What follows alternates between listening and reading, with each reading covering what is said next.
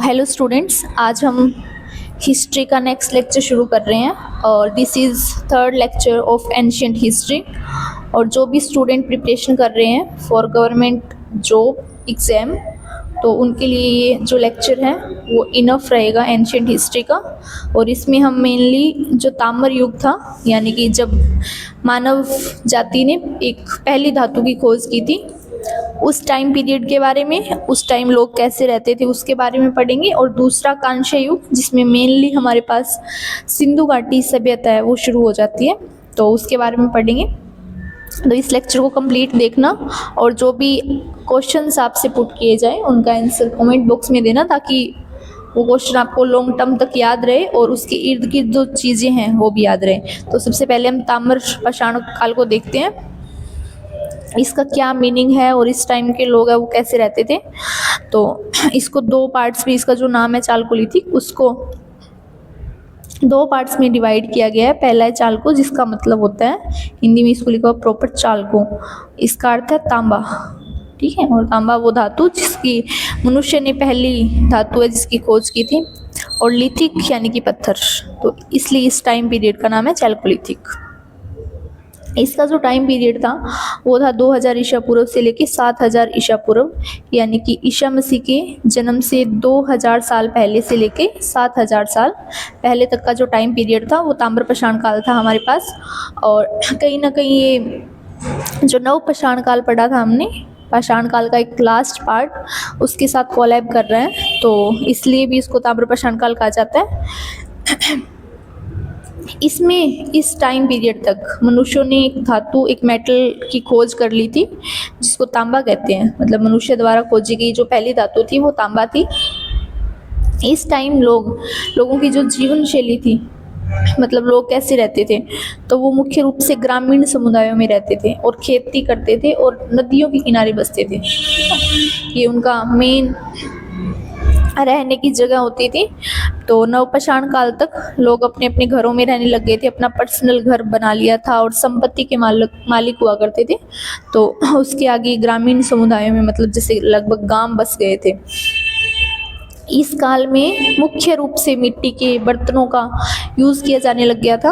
और वैसे हमने नवपाषाण काल में देखा था कि मिट्टी के बर्तनों का ये कुछ एविडेंस मिले हैं, लेकिन इस काल तक कंफर्म हो गया था कि मिट्टी के बर्तनों का यूज़ किया जाने लग गया था।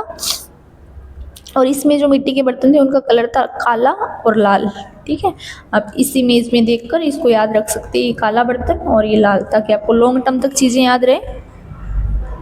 इसमें गेरुआ रंग की मिट्टी के बर्तनों का भी प्रचलन था, ये भी आप पॉइंट याद रखना। अभी इस इमेज में आप देखो कि लोग ये ग्रामीण, मतलब एक गांव जैसी बस्ती है और यहाँ पे रह रहे हैं। यहाँ पे पशुपालन भी करने लग गए थे। पशुपालन तो उन्होंने लास्ट नवपाषाण काल में भी शुरू कर दिया था। और ये देखो तांबे के इन्होंने कुछ टूल्स बना रखे हैं, यहाँ पे तांबा पिघलाया जा रहा है। तो इस इमेज को आप देख सकते हो और इससे कुछ याद रख सकते हो। इसकी जो संस्कृतियाँ थी, मतलब कल्चर्स, जो मेजर कल्चर्स थे वो तीन हैं। पहला तो है आहार संस्कृति, और ये कहाँ पाई गई? राजस्थान में। मतलब राजस्थान में जितने भी एविडेंस मिले उससे हमें जो कल्चर का पता चला, तो उसको हमने आहार संस्कृति यानी कि आहार कल्चर नाम दिया। और ये हमें दक्षिण पूर्वी राजस्थान में बनास घाटी के पास स्थित थी। और इसको आहार संस्कृति क्यों कहा जाता है? इसकी एक विशेषता थी क्योंकि यहाँ पर तांबे के बहुत सारे टूल्स मिले हैं। और इसका दूसरा नाम, आहार संस्कृति का दूसरा नाम ताम्रवती भी है, क्योंकि यहाँ पर तांबे के बहुत सारे टूल मिले हैं। और दूसरा जो कल्चर था वो था मालवा कल्चर। और ये हमें कहाँ की खुदाई करने से पता चला? मध्य प्रदेश, एमपी की। और ये पश्चिमी मध्य प्रदेश की नर्मदा और जो काली सिंध, दो नदियाँ हैं मध्य प्रदेश की, उसके आसपास की विकसित हुई है। और इस संस्कृति में सबसे ज़्यादा हमें मिट्टी के बर्तन मिले हैं, उच्च गुणवत्ता वाले, मतलब हाई क्वालिटी के मिट्टी के बर्तन हमें इस संस्कृति से मिले हैं। और इसका नाम हमने मालवा रखा। हर एक कल्चर की अपनी अपनी एक विशेषता है। तीसरी जो संस्कृति थी वो थी जोरवे संस्कृति, और ये हमें महाराष्ट्र के पास देखने को मिले। महाराष्ट्र के गोदावरी और भीमा क्षेत्र में फैली हुई थी ये संस्कृति। और महाराष्ट्र का जो देमावाद नाम का स्थल है वो इस संस्कृति का सबसे बड़ा स्थल था, मतलब उसमें सबसे ज़्यादा ये फैला हुआ कल्चर मिला हमें। और यहाँ इसकी विशेषता क्या थी कि यहाँ पर कलश में शवों को दफनाने की प्रथा थी। तो इन सबको हम इमेज के थ्रू एक बार और देख लेते हैं। जैसे ये तो हमारे पास था आहार कल्चर, जिसमें हमने पढ़ा कि यहाँ पर तांबे के बहुत सारे टूल्स मिले हैं। आप ये देख सकते हो कि जैसे याद रख सकते हो कि कोई है जो तांबा पिघला कर और इनके इतने सारे टूल बना रहा है। तो आहार कल्चर जो हमें राजस्थान में मिला था। देन मालवा कल्चर, यहाँ पर हमें मिट्टी के बहुत सारे बर्तन देखने को मिले और ये मध्य प्रदेश में था, नर्मदा और काली सिंध नदियों के आसपास।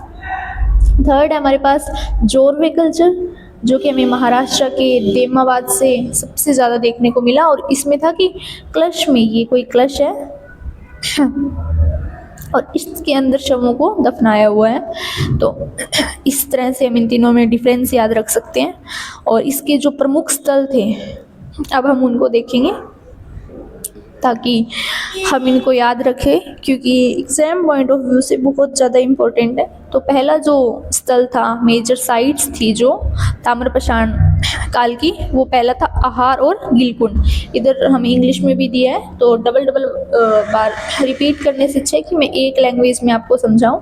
और जो भी इंग्लिश मीडियम के स्टूडेंट हैं वो इस पे थोड़ा ध्यान रखें। और अगेन क्लास ख़त्म होने के बाद आप ये PDF पढ़ लेना, ताकि आपको ये पूरा टॉपिक अच्छे से याद रहे और क्लियर हो जाए। तो पहला जो मेजर साइट थी वो थी आहार और गिलकुंड, जो कि राजस्थान में बनास घाटी के पास थी। और दूसरी थी गणेश्वर, ये भी राजस्थान से थी। और यहाँ की जो एडवांटेज है, यहाँ की जो डिस्कवरी है वो ये है कि यहाँ से हमें तांबर औजार प्राप्त हुए हैं। अगला है कायथा और एरण, ये थे मध्य प्रदेश काली सिंध नदी के पास। और जो नवदा टोली है वो भी मध्य प्रदेश में था, वो नर्मदा नदी के किनारे स्थित था। मतलब दो जो ये है ये राजस्थान के हो गए, कायथा एरण और नवटोली ये मध्य प्रदेश के हो गए। देमाबाद नेक्स्ट जो है वो है देमाबाद, और ये है महाराष्ट्र में। हमने ऊपर देखा भी था, ये मेन साइट है ताम्रपाषाण काल की। और देमाबाद के बाद के अलावा महाराष्ट्र के 4 मेजर साइट्स और हैं, जो कि इनामगाम, नासिक, नेवासा और चंदौली, ये भी महाराष्ट्र के हैं। और इन 5 जगह पे जोरवी कल्चर था, उसका इफेक्ट देखने को मिलता है। अगला जो है हमारे पास वो है चिरान, जो कि अभी बिहार गंगा नदी के पास है, चिरान। नेक्स्ट जो साइट है वो है वर्धमान और मिदनापुर, ये पश्चिम बंगाल में है। और ये भारत के पूर्वी स्थल है, जो ताम्रपाषाण काल की पूर्वी साइड है ना, इस साइड जो साइट्स हैं उनमें वर्धमान और मिदनापुर को गिना जाता है। अभी हमारे पास तांबे की 2 प्रसिद्ध खदानें भी हैं, जिससे हम अभी भी तांबा मतलब प्राप्त कर पा रहे हैं। तो उसमें पहली खदान है वो है खैत्री है, यहाँ पे इसको खैत्री कर लेना। और ये है राजस्थान में, प्रेजेंट टाइम में राजस्थान की झुंझुनू डिस्ट्रिक्ट में है, झुंझुनू में, ठीक है। और नेक्स्ट जो है वो है मलाजखंड, ये है मध्य प्रदेश में। तो इन 2 प्रसिद्ध खदानों के नाम आप याद रखना। अभी हम देखेंगे जो नेक्स्ट टाइम पीरियड है, यानी कि कांस्य युग, जिसमें हम मेनली सिंधु घाटी सभ्यता के बारे में पढ़ेंगे। तो चलिए उसके बारे में कुछ जानते हैं। सो नेक्स्ट जो मोस्ट इम्पोर्टेंट टॉपिक है वो है सिंधु घाटी सभ्यता, और इससे एग्जाम में काफ़ी क्वेश्चंस पुट आउट किए जाते हैं। तो सबसे पहले तो हम इसका टाइम पीरियड देखेंगे, जो कि है 2500 से लेके 750 BC तक का।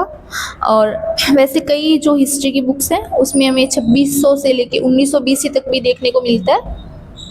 और इसको फिर आगे ना 3 पार्ट्स में डिवाइड कर दिए, तो हमें इतना डिटेल में जाने की ज़रूरत नहीं है। हमें ये 2500 से 700 BC तक का याद रखना है। और इसका जो नाम है कांस्य युग भी इसको कहा जाता है। क्यों कहा जाता है? क्योंकि इस टाइम तक मानव ने जो तांबा धातु की खोज की थी, उसमें एक टिन मिलाकर और उन्होंने एक मिश्र धातु का निर्माण कर दिया था। मिश्र धातु, जिसको कांस्य युग के नाम से जाना जाने लगा, कांस्य के नाम से जाना गया। जो मिश्र धातु थी उसको हम कांसा भी बोलते हैं। तो इस धातु का निर्माण करके इससे मूर्तियाँ और कुछ टूल्स बनाए जाने लग गए। तो इसलिए इस स्पेसिफिक टाइम पीरियड को हम कांस्य युग के नाम से भी जानते हैं। और एक महलुआ वर्ड सुना होगा आपने। महलुआ मतलब कि जो मेसोपोटामिया सभ्यता के जो लोग थे वो सिंधु क्षेत्र को महलुआ नाम से जानते थे। अभी मेसोपोटामिया क्या है, ये भी एक सिविलाइजेशन है, जैसे सिंधु घाटी सभ्यता थी उसी टाइप से, क्योंकि इसी टाइम पीरियड में विश्व भर में अलग अलग सभ्यताओं का विकास हुआ था। मतलब अलग अलग कल्चर के लोग अलग अलग जगह पर रहते थे। अभी प्रेजेंट टाइम में ये जो मेसोपोटामिया जगह है ये ईरान, इराक और सीरिया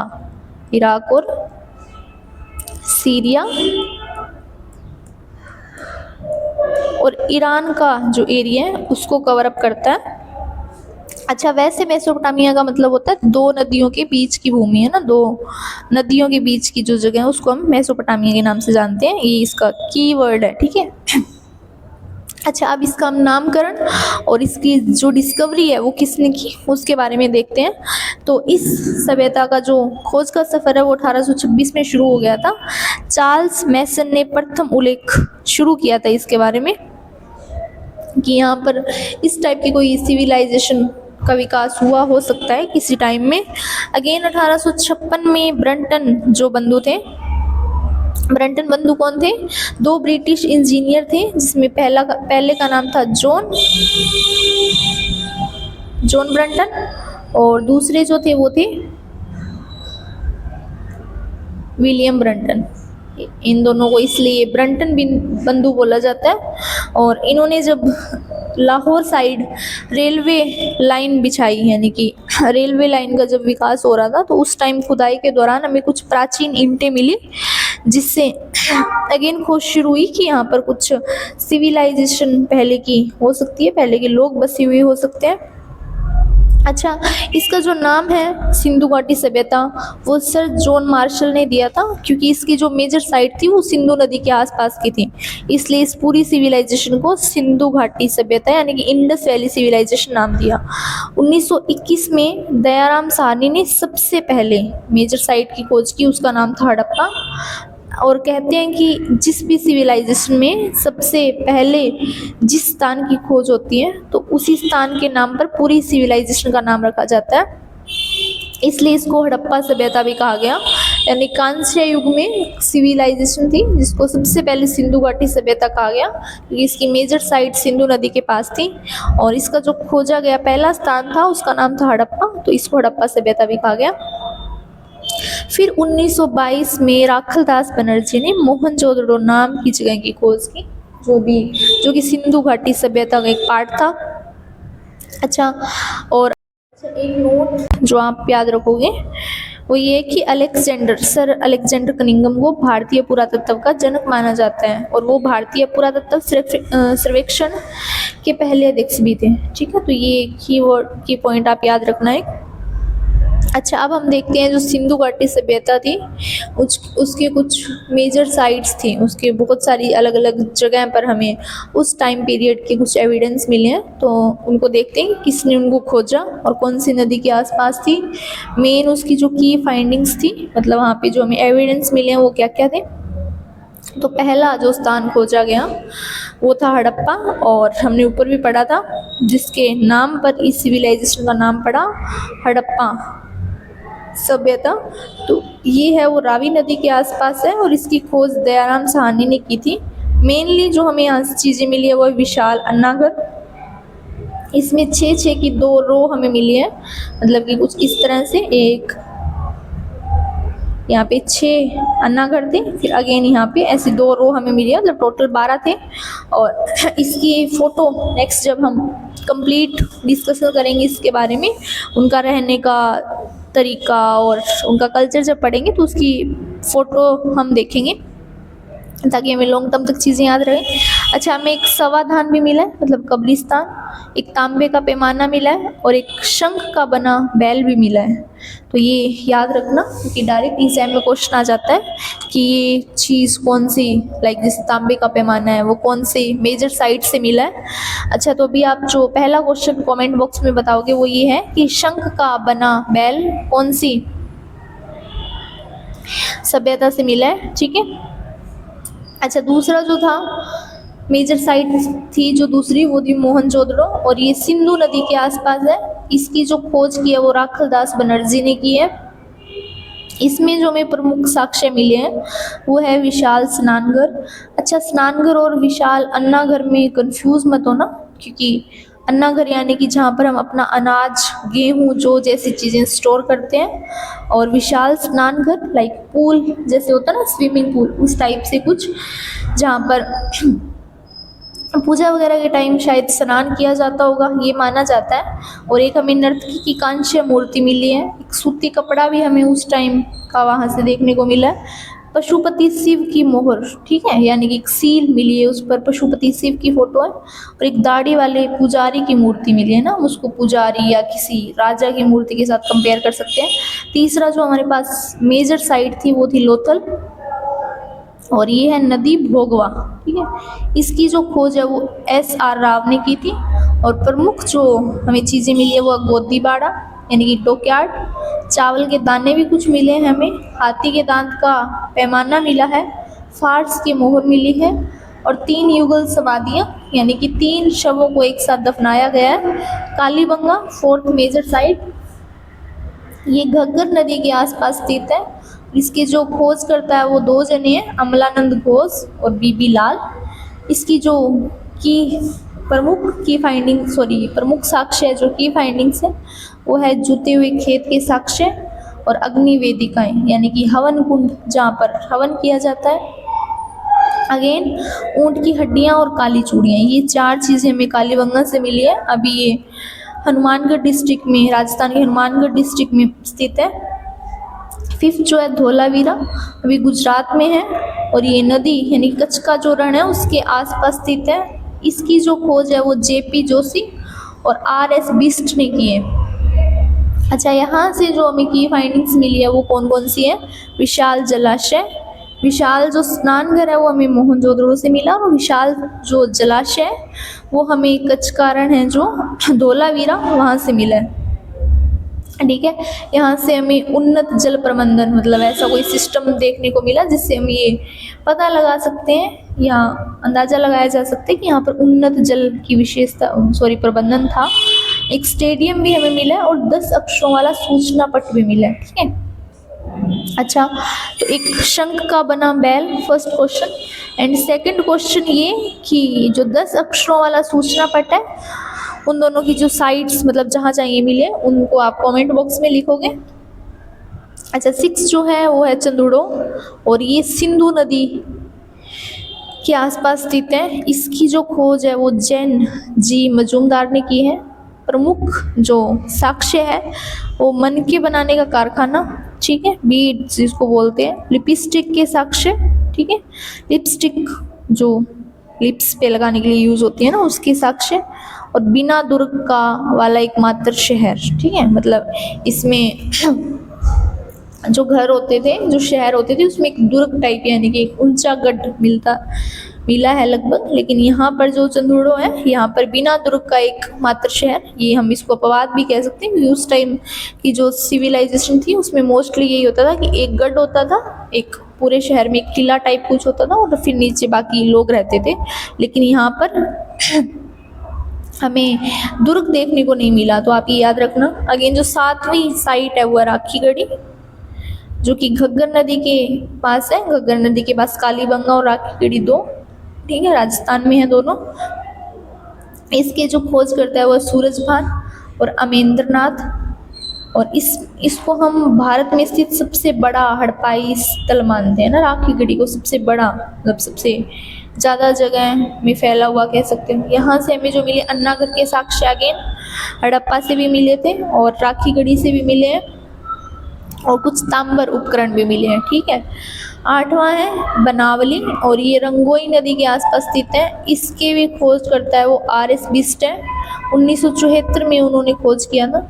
और यहाँ से हमें मिट्टी का बना हल यानी कि खिलौना, जैसे कि मिट्टी का एक खिलौने जो हम पुराने टाइम में बनाते थे वैसे मिट्टी का बना हुआ एक हल मिला है। अच्छी किस्म के जौ के साक्ष्य मतलब जौ के जो साक्ष्य मिले हैं वो बहुत अच्छी किस्म के माने जा रहे हैं, और जल निकासी प्रणाली का अभाव यहाँ पर देखने को मिलता है ना।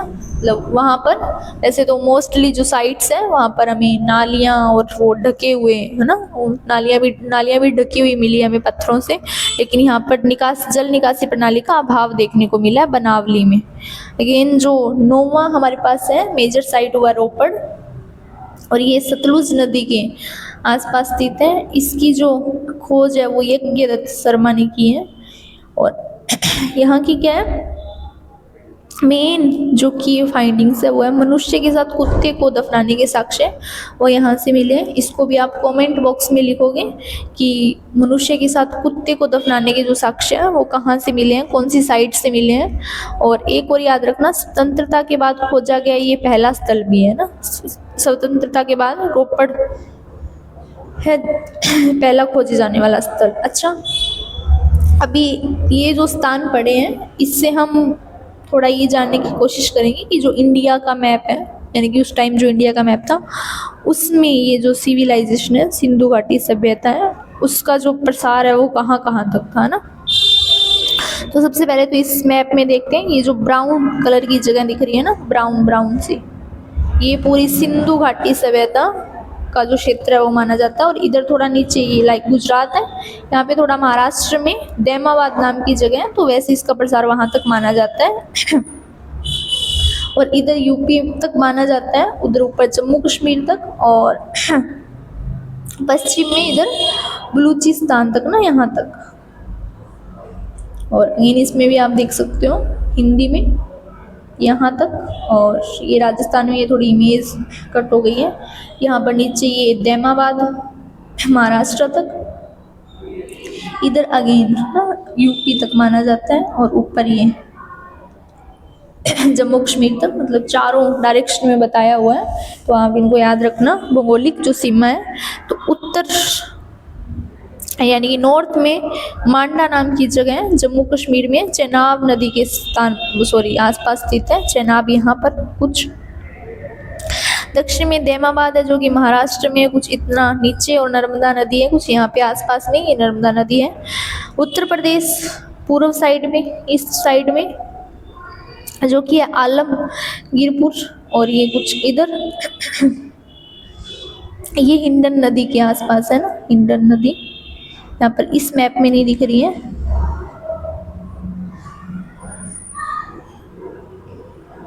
इसमें भी आप ढूंढ लेना ना, देखना आप एक बार इस पीडीएफ को कंप्लीट थोड़ा जूम आउट करके, तो ये चारों आपको मिल जाएंगे लगभग। और वैसे आपको याद रखना है कि पूर्व में आलमगीरपुर उत्तर प्रदेश जो कि हिंडन नदी के आसपास है, और पश्चिम में ये जो बलूचिस्तान में एक जगह है सुतका गेंडोर, और ये दाशक नदी के आसपास है। तो ये जो लगभग एरिया था इसके बीच का वो सिंधु घाटी सभ्यता मानी जाती है। अच्छा, अब हम इसमें अलग अलग पॉइंट्स पढ़ेंगे कि यहाँ के जो लोग थे उनका जो नगर नियोजन था वो कैसा था, उनकी वास्तुकला यानी कि आर्किटेक्चर कैसी थी उस घर की, कैसे उनको बनाया जाता था, कैसे वो धार्मिक जो रिचुअल्स थे उनको फॉलो करते थे क्या। तो इन सब के बारे में पढ़ते हैं। तो पहला हम पढ़ेंगे नगर नियोजन, यानी कि टाउन प्लानिंग उनकी कैसी थी, कैसे घर होते थे। तो उस टाइम भी जो ये घर थे वो पकाई हुई ईंटों से बनाए जाते थे ना, और ये ईंटें भी ऐसे नहीं कि टेढ़ी बिंगी थी, एकदम मानकीकृत इनका अनुपात होता था, मतलब जैसे आज ईंटें होती है एकदम क्यूबॉइड के आकार की, वैसे कुछ उनकी एक निश्चित ऊंचाई और चौड़ाई और लंबाई होती थी। अच्छा, इसमें जो घर थे, जो शहर थे, वो दो पार्ट्स में डिवाइड होते थे। एक होता था गढ़, जिसको हम नगर कोट भी कहते हैं। यह हिस्सा छोटा होता था ना, लेकिन ऊंचाई पर बना होता था। तो हम इससे पता लगा सकते हैं, जैसे कि कोई एक नगर है उसमें किला है, वो वैसे तो बहुत बड़ा होता है लेकिन पूरे नगर से तो छोटा ही होता है और ऊंचाई पर बना होता है। तो यहाँ से हम ये पता लगा सकते हैं कि ये कोई शासक वर्ग के, मतलब जैसे कोई राजा होता है उसी का होता है ना किला, तो उसके, या फिर कोई इम्पोर्टेंट सार्वजनिक भवन है ना जहाँ पे सारे लोग जा सके, किसी त्योहार पर्व वगैरह पर इकट्ठे होते हो। तो यहाँ से हम ये पता लगा सकते हैं। जैसे ये आप देखो, ये गढ़ है इसमें, और ये बाकी निचला नगर है ना, यहाँ पर नॉर्मल जो लोग हैं यानी कि नागरिक और श्रमिक रहा करते थे। ये हिस्सा क्षेत्रफल में बड़ा होता था, ये छोटा होता था, और ये ऊपर स्थित होता था। ये नीचे स्थित होता था और इसमें आम लोग रहते थे। तो नगर की कुछ ऐसी व्यवस्था थी। आप इसको थोड़ा जूम आउट करके भी देख सकते हो। अच्छा, अभी जो शहर थे वो ग्रिड प्रणाली पर आधारित थे। जो सड़कें हैं वो एक दूसरे को समकोण पर काटती थी, जैसा कि आप इस इमेज में देख सकते हो। जैसे ये है ना, मोस्टली जो रोड है वो 90 डिग्री के एंगल पे काट रही है ना, ये नहीं, कुछ चौराहा लाइक ऐसे भी बना हुआ है। तो जो सड़कें थी वो 90 डिग्री पर काटती थी। इसमें जो शहर थे वो आयताकार ब्लॉक में विभाजित हो जाता था। ऑब्वियस सी बात है, जब रोड एकदम सीधी हो गई है ना, तो जो मोस्टली शहर है वो आयताकार ब्लॉक्स में डिवाइड हो जाएगा, कुछ इस तरह से, है ना। ये एकदम बिल्कुल जूम फोटो है, एकदम सीधी रोड है ना, ऐसे कुछ। तो ये पूरा एक शहर मान सकते हैं। तो ये ऐसे तो ये कुछ घर है, लेकिन ये सिर्फ समझाने के लिए। अच्छा, यहाँ का जो ड्रेनेज सिस्टम था, नालियाँ जो मुख्य है सड़क की नालियों से जुड़ी हुई होती थी। मतलब जैसे अभी भी गांव में जो घर है उनकी आगे नालियाँ बनी हुई होती है, फिर वो एक मुख्य सड़क मतलब मेन रोड की नाली से जुड़ी हुई होती है। तो वैसे कुछ इस टाइम था। और ये नालियाँ एकदम पक्की ईंटों से बनी हुई होती थी, पकाई हुई ईंटों से। ये नहीं है कि मिट्टी के अंदर खोद खोद के उनको बस सिर्फ बनाया हुआ है, नहीं, मिट्टी के जो पकाई हुई ईंटें हैं उनसे प्रॉपर उनको बनाया जाता था। और ये पत्थर की पट्टियों से ढकी भी हुई होती थी। तो आप देख रहे हो उस टाइम के जो लोग थे वो साफ सफाई का और कितनी अच्छी व्यवस्था थी उनमें, जल निकासी की भी। तो इस इमेज में देख सकते हो आप, ये नालियाँ, ऐसा फील हो रहा है अभी प्रेजेंट टाइम की गांव लाइक। तो यहाँ पर भी ये पत्थर की पट्टियों से ढकी हुई है और ये पक्की ईंटों से बनाई हुई है ना। थोड़ा देखना इसको जूम आउट करके क्लास खत्म होने के बाद। अच्छा, आपको जो ये पीडीएफ है वो टेलीग्राम चैनल है वहाँ पर मिलेगी, तो इसको थोड़ा क्लास खत्म होने के बाद एक बार देख लेना, पढ़ लेना अच्छे से। अच्छा, अभी हमने जो विशाल अन्ना घर का जिक्र किया था जो हमें हड़प्पा से मिला था, तो वो कुछ इस तरह का दिख रहा था। मतलब ये है जैसे 6 है ना एक रो में, 1 2 3 4 5 6 ऐसी 6 इधर है। तो टोटल 12 अन्ना घर हमें प्राप्त हुए हैं। और यहाँ से हम ये थोड़ा अनुमान लगा सकते हैं कि अनाज को ना नमी और बाढ़ से बचाने के लिए इनमें रखा जाता था, उनको स्टोर किया जाता था, ताकि जब वो अकाल वगैरह भी आए तो उस टाइम भी हम इसका यूज़ कर सकें, ऐसा कुछ। और ये जो थे वो ईंटों से बने होते थे ये भी, और ऊंचे चबूतरे पे बने होते थे ताकि अनाज को नमी और बाढ़ से बचाया जा सके ना, ऊंचे चबूतरे पे बने होते थे। वही इसका उपयोग मुख्य रूप से अनाज को सुरक्षित रखने के लिए किया जाता था। अगेन एक हमने महान स्नान घर पढ़ा था ना, the great bath. Great bath मतलब एक मैंने बताया था पुल टाइप कुछ, तो ये कुछ ऐसा दिखता था ना। ये पूरा एरिया, यहाँ पे पानी होगा, ये सीढ़ियाँ भी बनी हुई है उतरने के लिए। तो जो इतिहासकार है ना उन्होंने अनुमान लगाया है कि इसका यूज़ धार्मिक अनुष्ठान जैसे कोई विशेष ओकेजन होता है ना, तो इसलिए उसमें स्नान करने के लिए, जैसे अभी भी हमारे कुछ, जैसे हम कहीं धार्मिक स्थल पर जाते हैं तो वहाँ पे हमारे पास ग्रेट बाथ टाइप कुछ होता है जिसमें हम स्नान करते हैं ना, तो उसी टाइप से कुछ इसमें था। और इसमें अच्छा मेन 2 चीज़ें आप लोग याद रखना। जिप्सम गारा का यूज़ किया जाता था। मतलब गारे के अंदर जैसे हम अभी सीमेंट और उनका घोल बना के जो हम ईंटों को जोड़ते हैं, तो उसमें भी एक गारा यूज़ होता था ईंटों को जोड़ने के लिए, और उसमें जिप्सम का यूज़ किया जाता था। ठीक है।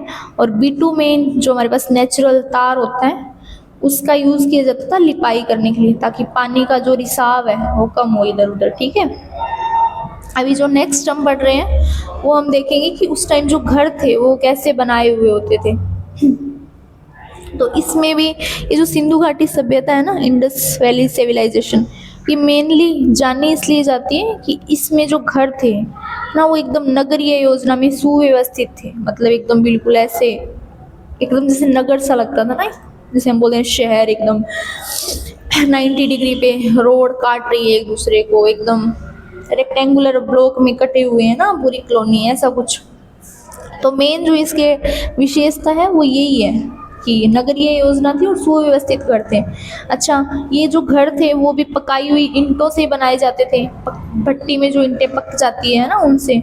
और इसमें जो दरवाजे थे वो लकड़ी के बनाए जाते थे। जैसे इस इमेज में आप देख लो, ये ईंटें हैं, पकाई हुई है ना, पकाई हुई ईंटें मानना आप इनको। ये दरवाजे हैं लकड़ी के। और स्वच्छता, वैसे तो ये फोटो देख कर ही ऐसे लग रहा है एकदम क्लीन, है ना, लेकिन स्वच्छता के तौर पे हम कंसीडर कर रहे हैं कि प्रत्येक घर में अपना एक निजी स्नान घर होता था।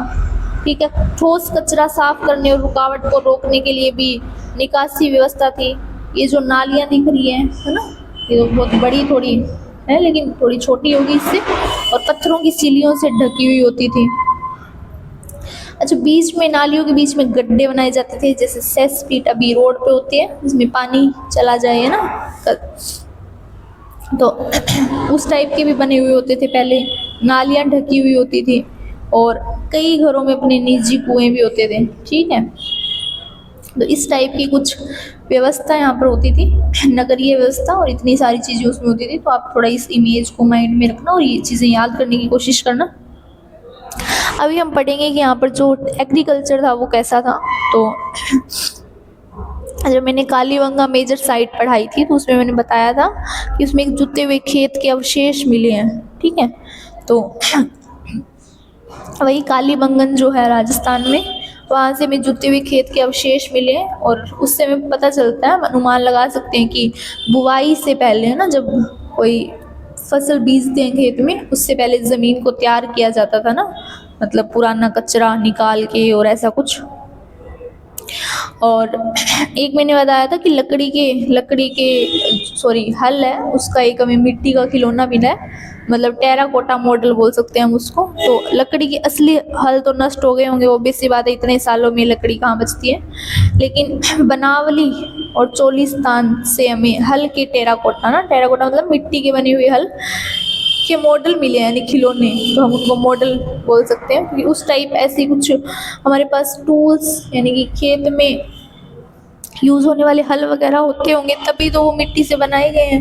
मतलब उनके देख के, जैसे अभी मटका है बहुत बड़ा है, लेकिन बच्चे जब खेलते हैं तो छोटा सा उसका एक मिट्टी से बनाते हैं, कभी प्लेट बनाते हैं। तो उस टाइम वो चीज़ें अगर उन्होंने देखी है, तभी वो मिट्टी से बनाया गया है ना।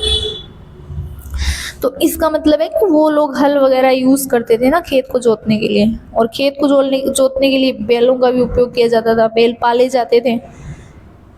और दूसरा, एक हमें सबसे अनोखी चीज़ जो देखने को मिली वो ये कि कालीबंगा में एक दूसरे को समकोण पर काटती हुई हल्की रेखाएं मिली है ना, मतलब हल्की जो रेखाएं होती है, हल जब खेत में चलता है तो हमें समकोण पर काटती हुई मिलती है।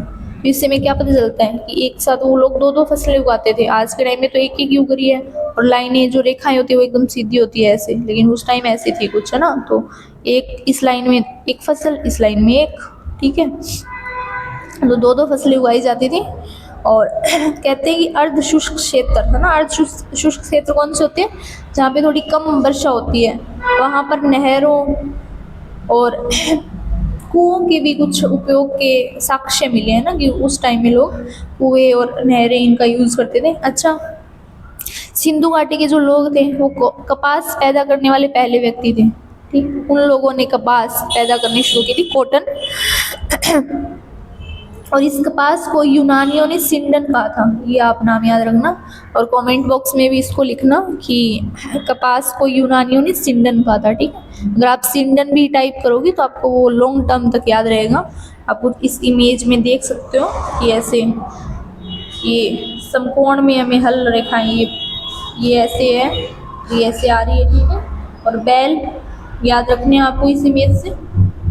ये कुछ घर मैंने आपको बताए थे, इस टाइप के घर होते थे एकदम क्लीन। अच्छा, अभी जो पशुपालन था वो क्या था, मतलब किन किन पशुओं को पालते थे। ठीक है, तो सिंधु घाटी सभ्यता के जो लोग थे वो भेड़, बकरी, भैंस, सूअर, सांड और बैल जैसे मवेशियों का पालन करते थे। ठीक है, मवेशी यानी कि पालतू जानवर पालते थे उनको।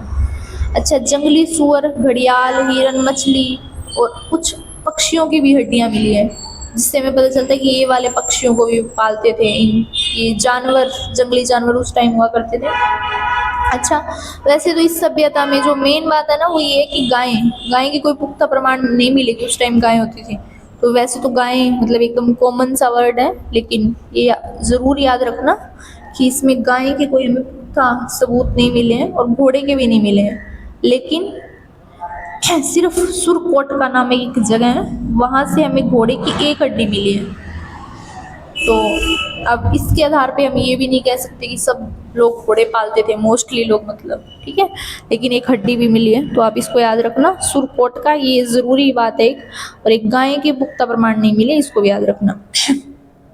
अच्छा, मैंने एक ये भी इमेज ऐड कर दी, इसमें पूरी में आपको गायें कहीं नहीं दिख रही है, यहाँ पे सूअर भी दिख जाएंगे आपको, सांड भी यहाँ पर दिख रहे हैं ना, बैल भी दिख जाएंगे इस पूरी इमेज में, भैंस भी दिख रही है, और बकरियां भी है इधर एक आधी, इधर आई थिंक कट गई वो, यहाँ पे मिल जाएगी, ठीक है। मतलब इस इमेज से आप थोड़ा रिलेट करने की कोशिश करना। अच्छा, अभी हम कुछ सोशल डिफरेंस पढ़ेंगे, मतलब अलग अलग सोसाइटी में अलग अलग रिचुअल्स होते हैं सबके, तो उनके बारे में जानेंगे।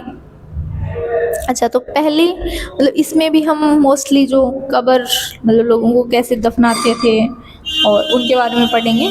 तो पहला जो है वो ये कि कब्रों में मिट्टी के बर्तन और आभूषण भी हमें मिले हैं। इससे हमें ये पता चलता है कि लोग मृत्यु के बाद जीवन यानी कि परलोक में इन वस्तुओं के उपयोग पर भी विश्वास करते होंगे, है ना, कि बाद में यूज़ करेंगे, तो साथ में दफना देते थे।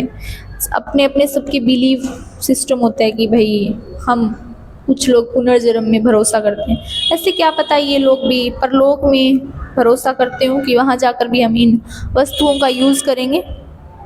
अच्छा, ये यहाँ पर आभूषण लिखा हुआ है, ठीक है, आभूषण। आभूषण पुरुषों और महिलाओं दोनों की कब्रों में पाए गए हैं। ये है हमारे पास आभूषण,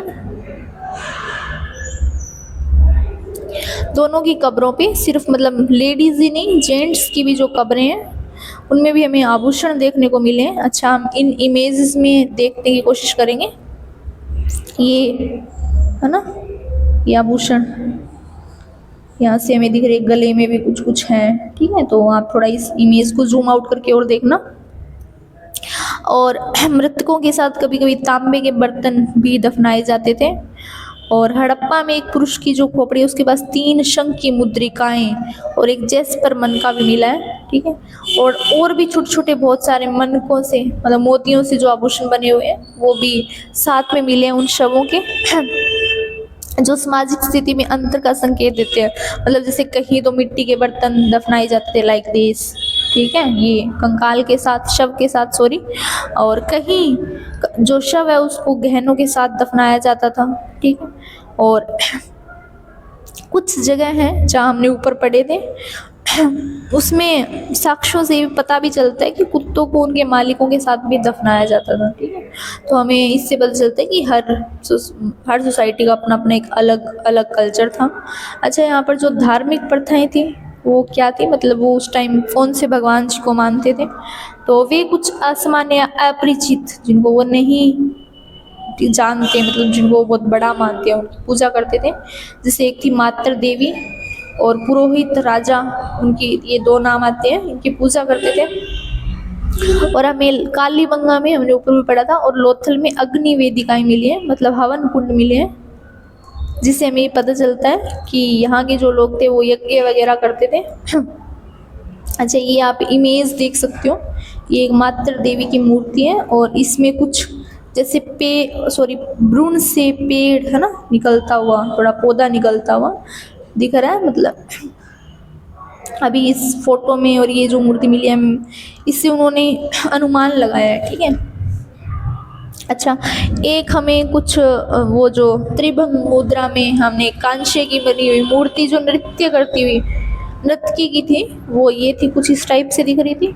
और एक जो पुरोहित राजा है वो उनका ये चित्र है, कुछ इस तरह से दिख रहा है। और हमें कुछ सील्स भी मिली है ना, सील्स जो हमने ऊपर भी पढ़ा था, जो हमने साइड्स पढ़ी थी, उसमें एक श्रृंगी मतलब एक सींग वाले पशु का कोई चित्र मिला एक सील पे, कुछ इस तरह से। और एक हमें लिंग भी मिला है ना, शंखवाकार का एक कोई पत्थर, जिनको अभी जैसे हम प्रेजेंट टाइम में शिवलिंग को पूजते हैं, कुछ इस तरह से। तो शंकर के प्रतीक में रूप पूजे जाने वाला जब हम मानते हैं कि ये जो है ना शिवलिंग है और भगवान शंकर जी के रूप में इसको पूजा जाता है। और एक हमें आद्य शिव मोहर मिली है, इसमें मतलब शिव जी है ये, ठीक है, पशुपति भोलेनाथ जी, और इनका योग मुद्रा में ये है, ये देखो कुछ इस तरह से। तो इन इमेज को आप एक बार जूम आउट करके देखना, तो आप उनसे रिलेट कर पाओगे और पढ़ते टाइम आपके माइंड में एक इमेज क्रिएट होती रहेगी। अच्छा, अभी हम लिपि देखते हैं ना कि उस टाइम लिपि भी होती होगी, लोग कैसे लिखते थे, कैसे बात करते थे। तो हड़प्पा की लिपि हम मेनली पढ़ते हैं, मतलब वहाँ की खुदाई से हमें कुछ चीज़ें मिली है जिससे हम पता लगा सकते हैं उस टाइम की लिपि के बारे में। तो हड़प्पा की लिपि मेनली उसके बारे में पढ़ेंगे। ये वर्णमाला क्रम में नहीं थी, मतलब जैसे आज हम लिखते हैं ना, जैसे अल्फ़ाबेट्स लिखते हैं, वर्ण और व्यंजन स्वर ये लिखते हैं, क ख, इस टाइप से नहीं थी। ये एक चित्र लिपि थी, मतलब चित्रों के सहारे समझाया जाता था एक दूसरे को। सबसे लंबी लिपि में लगभग 26 चिन्ह होते थे, ठीक है, याद रखना। और ये अधिकांश अभिलेख छोटे होते थे उस टाइम, जो अभिलेख होते थे, है ना। अभिलेख मतलब कि मैंने आपको सेकंड क्लास में बताया था, जब अभिलेख और स्तंभ लेख मैंने पढ़ाए थे, तो अभिलेख का मतलब होता है कि कोई मोहर, कोई सील या कोई सिक्का या कोई गुफा, कोई दीवार, कोई मंदिर, कोई छत, कहीं पर भी किसी भी फॉर्म में मतलब कुछ पढ़ने लायक लिखा हो तो हम उसको अभिलेख कहते हैं। तो अभिलेख में ये कुछ हमारे पास सिक्के, सील्स है ना, कि इस टाइप से आप देख सकते हो। इस पे अलग अलग चीज़ें ड्रॉ की हुई है, अलग अलग साइंस ड्रॉ किए हुए हैं। तो कुछ इस तरह से जो लिपि थी वो थी हड़प्पा सभ्यता वालों की। अच्छा, और ये जो लिपि थी वो अनुमान लगाया जाता है कि दाएं से बाएं, यानी कि ऐसे नहीं लिखी जाती थी बल्कि राइट टू लेफ्ट लिखी जाती थी। और इस लिपि को बूस्ट्रोफेडन बोला जाता है, बूस्ट्रोफेडन। अच्छा, कमेंट बॉक्स में फोर्थ जो क्वेश्चन है वो ये है कि हड़प्पा सभ्यताकालीन जो लिपि थी उसका क्या नाम था, ठीक है, कमेंट बॉक्स में एक बार लिखना। और ये जो लिपि थी आभूषणों, अस्थि छड़ों, मोहरों, तांबे के औजार या मिट्टी के बर्तन और कोई प्राचीन जो संकेत पट्टिका है उस पर लिखी हुई मिली है। लेकिन ये लिपि आज तक पढ़ी नहीं जा सकी। आज तक हमने सिर्फ काउंट किए कि इतने 26 चिन्ह होते थे, पर इनका क्या मतलब है एक्चुअली में वो हम पता नहीं लगा पाए हैं। अच्छा, अभी हम, और हाँ, ये जो कंप्लीट पीडीएफ है वो इंग्लिश में भी है, ताकि इंग्लिश मीडियम वालों को कोई प्रॉब्लम नहीं आए। तो एक बार आप इसको देख लेना और पढ़ लेना।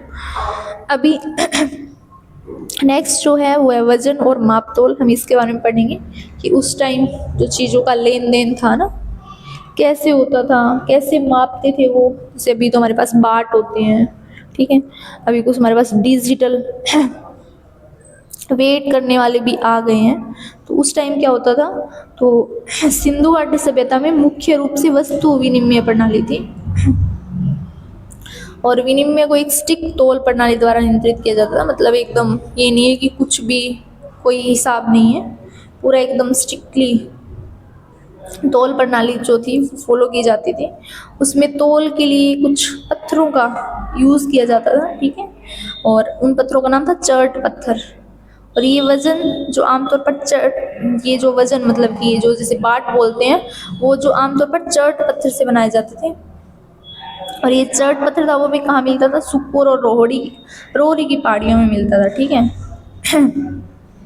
चूना पत्थर और चर्ट ब्लेड का बड़े पैमाने पर उत्पादन किया जाता था और इन्हें विभिन्न हड़प्पा स्थलों पर भेजा जाता था, ताकि ये वजन जो है लाइक बाट बनाए जा सके। और ये जो बाट थे वो दो टाइप के थे, एक तो द्विधारी प्रणाली पर थे। द्विधारी प्रणाली मतलब वो अगर कोई जैसे 1 2 4 6 1 2 4 और 8 16 और 32, तो जितने भी जो वज़न थे वो इस रेशो में होते थे, मतलब 1 2 4 8 16 और 32 ऐसे सोन।